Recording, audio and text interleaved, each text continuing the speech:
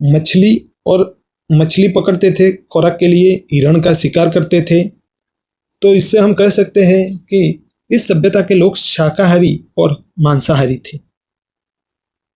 सिंधु सभ्यता के लोग शाकाहारी और मांसाहारी थे। वो कुत्ता, बिल्ली, हाथी, बैल और गैंडा से परिचित थे, क्योंकि इसकी प्रतिकृति कई साधन खिलौनों पर मिली है। इससे कहा जाता है कि वो कुत्ता, बिल्ली, हाथी, बैल, गैंडा से परिचित थे। मगर घोड़ा, शेर, गाय और ऊंट की कोई जगह पर प्रतिकृति या चित्र पाया गया नहीं है।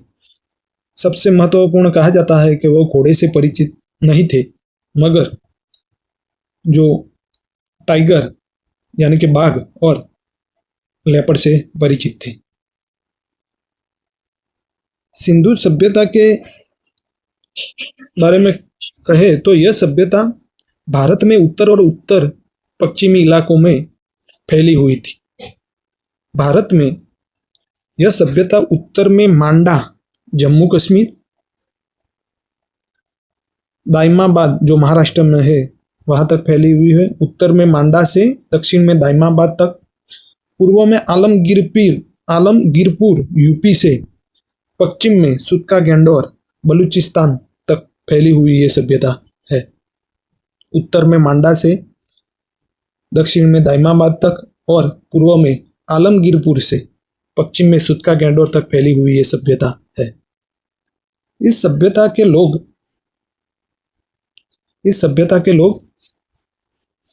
अपनी अलग लिपि में लिखते थे। वो लिपि को भावचित्रात्मक लिपि कहा जाता है।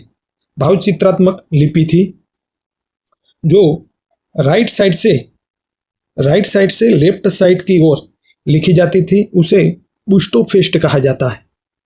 जो राइट साइड से लेफ्ट साइड तक लिखी जाती थी वो लिपि को बुस्टोफेस्ट कहा जाता है। वो भावचित्रात्मक लिपि इस सभ्यता की खूबी है, मगर ये अभी तक अनसॉल्व्ड है, कोई इसे जान सका नहीं है। इस मानचित्र में आप देख सकते हैं कि मोहनजोदड़ो सिंधु नदी के किनारे है और हड़प्पा रावी नदी के किनारे है।